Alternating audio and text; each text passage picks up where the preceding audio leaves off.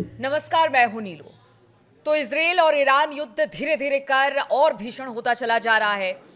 हम आपको बता दें कि ईरान ने इजरायल पर कल रात एक बार फिर से बड़ा हमला किया है और इस बार टारगेट है इजरायल का हाइफा। बताया जा रहा है कि वहां पर भारी नुकसान हुआ है। हाइफा को खास तौर पर निशाना बनाया गया है ईरान की तरफ से, क्योंकि कहा जाता है कि हाइफा सबसे बड़ा शहर है और एक व्यापारिक शहर है, जिसे लेकर अब ईरान ने निशाना बनाया। कहां कहां पर कितना नुकसान हुआ है और किस तरह से लगातार ईरान हमले कर रहा है, बातचीत करने के लिए मयंक मेरे साथ है। मयंक, अगर बात की जाए ईरान की, तो हमने देखा है कि सबसे पहले इजरायल ने हमला किया और ईरान अब ये कह रहा है कि देखिए, हम तो युद्ध में नहीं उतरना चाहते थे, लेकिन हमला हुआ तो अब इसका जवाब दिया जाएगा और जवाब जबरदस्त तरीके से ईरान की तरफ से दिया जा रहा है। देखिए, एक्चुअली जो एक्सपर्ट्स मान रहे हैं कि इजराइल ने सोचा नहीं था या शायद एंटिसिपेट नहीं कर पाया था कि ईरान की तरफ से इतना बड़ा हमला हो जाएगा। देखिए, आयरन डोम जो सिस्टम है इजराइल का, ये इसने गज़ा से जो हमले हो रहे थे या लेबनान से जो रॉकेट्स फायर हो रहे थे या छोटी रेंज की जो मिसाइल्स फायर हो रही थी, इसको तो ये डिटेक्ट कर पा रहा था। लेकिन अब जैसे ईरान की तरफ से जो हमले हो रहे हैं, इसको हाँ, इसमें देखिए उत्तरी इजराइल से बड़ी बड़ी तस्वीरें सामने आई हैं हमले की। उत्तरी इजराइल में कल रात को फिर मिसाइल्स गिरी हैं, कई बिल्डिंग्स तबाह हैं, आग लगी हुई दिखाई दे रही है, जिसकी तस्वीरें अब सोशल मीडिया में बाहर आनी शुरू हो गई हैं। हाइफा का आपने जिक्र किया ही, हाइफा में ऑयल रिफाइनरी में आग लगी हुई है, वो आग अब तक काबू में नहीं पाया गया है, उस पर हाइफा की कहानी अलग ही है। इसके अलावा दक्षिणी इजराइल पे भी हमला हुआ है और यहाँ पे भी 10 से ज़्यादा मिसाइल्स गिरने की खबर है। अब आप देखिए, उत्तरी इजराइल पे हमला है, मिडिल जो इजराइल है इसमें पहले दिन ही अटैक हो गए थे, उसके बाद अब दक्षिणी इजराइल को भी लगातार निशाना बनाया गया है। तो आप देखें, करीब करीब इजराइल के कई शहरों में, चाहे वो उत्तर का इलाका हो, दक्षिण का इलाका हो या फिर मिडिल इजराइल हो, सब तरफ ईरान ने मिसाइल से हमले किए हैं। और इस मिसाइल अटैक में ईरान की तरफ से जो किया गया, सबसे ज़्यादा नुकसान पहुंचाया है फतेह 1 मिसाइल ने।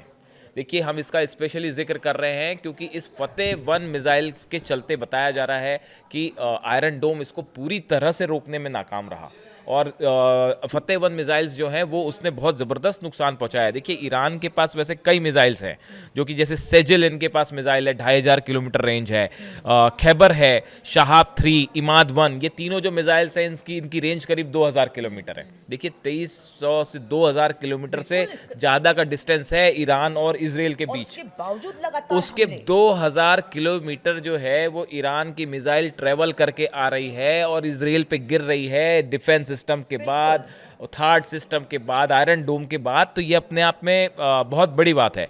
अब देखिए, इसी तरह से खुर्रम शहर 4 का भी जिक्र हुआ था, बहुत ज़्यादा बैलिस्टिक मिसाइल है जिसकी रेंज 2000 किलोमीटर से ज़्यादा बताई जाती है और ये भी एक्यूरेट मिसाइल है। लेकिन इन सब के बाद भी जो सबसे ज़्यादा जिक्र है जिसका, वो है फतेह 1 मिसाइल। अब इसकी सबसे बड़ी खास बात क्या है? देखिए, फतेह 1 मिसाइल जो है वो लो एल्टीट्यूड यानी कम ऊंचाई पर बहुत तेजी के साथ ट्रैवल करती है।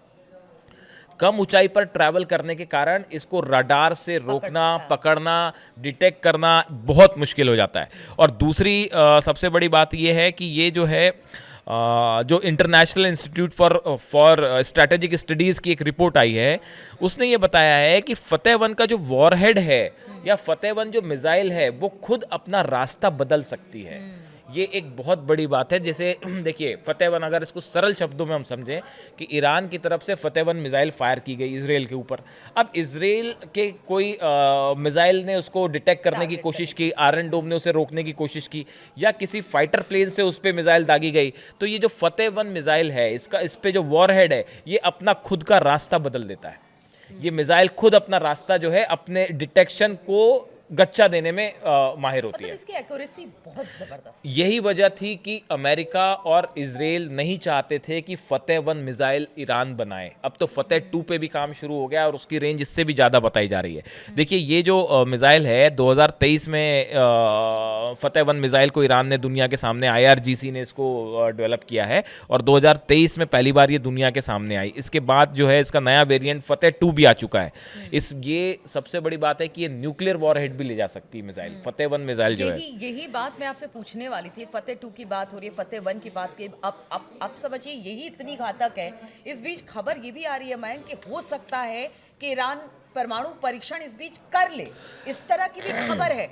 मतलब एक्सपर्ट भी बोल रहे हैं कि उसके पास इतना यूरेनियम है कि वो कभी भी इस युद्ध के दौरान, क्योंकि अब ये अस्तित्व की लड़ाई है, एक तरफ अगर इजराइल अपने अस्तित्व के लिए लड़ रहा है और कह रहा है कि मैं जो ईरान है वो बाकी दुनिया भर के देशों के लिए खतरा है, तो दूसरी तरफ ईरान भी ये कह रहा है कि देखिए हमें अपने देश के लिए लड़ना है, हमें अपने देश को बचाना है, तो फिर हमें परमाणु।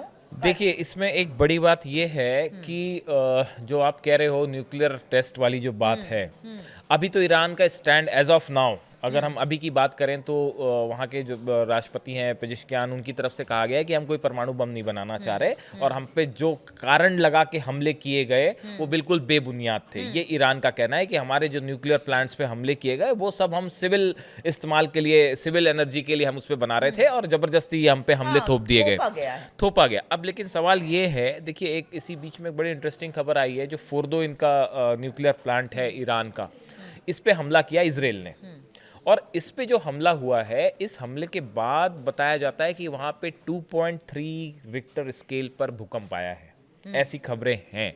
अब किसी न्यूक्लियर साइट पे अटैक हो जाए, देखिए तीनों पे हमले हैं, नतांस पे भी हैं, फोर्डो पे हैं, इस्फहान पे भी हैं, तीनों जगह हमले हैं। नतांस में तो ये कहा जा रहा है कि इंटरनल जो है वो रेडिएशन की भी खबरें हैं, एक्सटर्नल रेडिएशन नहीं हुआ है, लेकिन उस प्लांट के अंदर जो है वो न्यूक्लियर कंटामिनेशन जो है, रेडिएशन कंटामिनेशन वो शुरू हो गया है। तो अब देखिए इस बीच क्या ईरान न्यूक्लियर टेस्ट करेगा, ये अपने आप में एक बहुत बड़ा फैसला होगा, जो अब इनके सुप्रीम लीडर खामेनी जो है वही ले सकते हैं कि क्या ये लड़ाई। देखिए अभी स्थिति ऐसी है, यहाँ से एक तरफ ट्रंप ये भी कह रहे हैं कि अगर मैं चाहूँ तो इजराइल और ईरान के बीच में जो है वो सीज फायर करवा दूँ, इस तरह की बात भी ट्रंप कह रहे हैं। कैसे इस बात को कह सकते हैं जो ये कहते हैं कि इजराइल ने हमला करने से पहले मुझे बताया था, या हम तक ये जानकारी थी, वो क्या ये चाहते हैं कि पहले विनाश हो जाए और उसके बाद बातचीत हो? यही वजह है कि ईरान ने जो है अमेरिका के साथ बातचीत करने से इनकार कर दिया, और शुरू से खामेनी भी ये कह रहे थे, जो सुप्रीम लीडर हैं वो बार बार ये कह रहे थे कि अमेरिका जिस तरह से स्टैंड बदलता है, सुबह कुछ, दोपहर कुछ, रात को कुछ, इसीलिए हम अमेरिका से बातचीत पे भरोसा नहीं कर सकते। ये ईरान के सुप्रीम लीडर खामेनी का कहना था, उन्होंने शुरू में ये बात कही थी। अब देखिए खैर जो भी है उसमें अब आगे पता चलेगा अगले 1-2 दिन में क्या होता है, लेकिन फिलहाल जो वॉर सिचुएशन की अगर हम बात करें कि कौन किस पे कितने अटैक कर रहा है, देखिए ईरान की तरफ से IRGC है, उसने एक वार्निंग जारी की है इजराइल के नागरिकों के लिए, इजराइल के नागरिकों के लिए। उन्होंने कहा है कि भाई आपके जो मिलिट्री और साइंटिफिक इंस्टीट्यूशंस हैं, अगर आप उसके आसपास रहते हैं तो वहां से दूर हो जाइए। ये वैसी वार्निंग है जो कि IDF की तरफ से जारी की गई थी। ईरान ने कहा है कि अगर आप अगर ऐसी जगहों पर रहते हैं जो कि इजराइल के मिलिट्री ठिकाने हैं या उनके इंपॉर्टेंट की इंस्टॉलेशंस हैं, तो आप दूर हो जाइए क्योंकि ये हमारे टारगेट पे। ऐसी वार्निंग इजराइल की तरफ भी आई थी, दोनों तरफ से आई थी। अब देखिए बात करें अगर इजराइल ने कहाँ कहाँ हमले किए हैं पिछले 24 घंटों में, जो इनका surface to surface missile production site है तेहरान में, इसके ऊपर इजराइल के एयरक्राफ्ट जो फाइटर प्लेन्स हैं इन्होंने हमले किए हैं। एक दूसरा इनका रडार साइट जो ईरान का है, जो रडार सिस्टम है जो कि डिटेक्ट करता है, इसके ऊपर हमले किए गए हैं। और तीसरा जो है इनके जो मिलिट्री बेसिस हैं ईरान के, इनके ऊपर हमले किए गए हैं। तो ये 3-4 ऐसे की इंस्टॉलेशंस हैं जिनके ऊपर पिछले 24 घंटे में इजराइल के फाइटर जेट्स ने F-35 और F-16 के द्वारा ये हमले किए गए। इसी बीच बड़ी खबर ये भी है, ईरान ने ये दावा किया है कि हमने 3 F-35 जेट्स मार गिराए हैं, और इसमें से 2 के पायलट उनके पास हैं, उन्होंने पकड़ भी लिए हैं 2 पायलट। अब इस बारे में जो है वो 1-2 दिन में एग्जैक्ट जानकारी सामने आएगी। अब देखिए सवाल ये है कि ये आगे मामला किस तरफ जाता दिखाई दे रहा है। देखिए इस पूरे मामले में जॉर्डन ने ईरान के ड्रोन को रोकने में मदद की है, ये बात अब सबके सामने है, लेकिन सऊदी अरब और UAE दोनों इस मैटर में न्यूट्रल रहना चाह रहे हैं। वो ना इजराइल की तरफ जा रहे हैं ना ईरान की तरफ जा रहे हैं, वो इस मैटर में न्यूट्रल रहना दिखाई दे रहे हैं। उसी तरह टर्की ने भी ये बात कही है कि भाई ये युद्ध फौरन रुकना चाहिए, और वो तो मीडिएशन की भी बात कर रहा है कि हम हस्तक्षेप करने के लिए भी बीच में तैयार हैं। तो अब देखिए कुल मिला के चीन और रूस जो है वो ईरान के साथ खड़े हैं, लेकिन उनका कितना समर्थन होगा इस पे हम अलग से बात करेंगे अगले वीडियो में। लेकिन फिलहाल जो स्थिति है, एक तो देखिए 40,000 नेटो के फोर्सेस भी मिडिल ईस्ट में हैं, तो अब ये युद्ध एक ऐसी जगह खड़ा हुआ है जिसमें अगले 24 घंटे में ये तय हो जाएगा कि ये यहाँ से बात आगे बढ़ रही है या अब इस हानि को देखते हुए देखिए इंटरनेशनल इकोनॉमी ऑलरेडी इससे जो है प्रभावित होनी शुरू हो गई है। अगर स्ट्रेट ऑफ हॉर्मूज को ईरान सीज कर देता है, दुनिया का 20% ऑयल वहाँ से निकलता है, उसके बाद तेलों की कीमतों में एकदम आग लग जाएगी। तो इसलिए जो है अब आगे क्या, यहाँ से आगे कैसे बढ़ना है, क्या सीज फायर करवाना है, ये अगले 24 घंटों में तय हो जाएगा।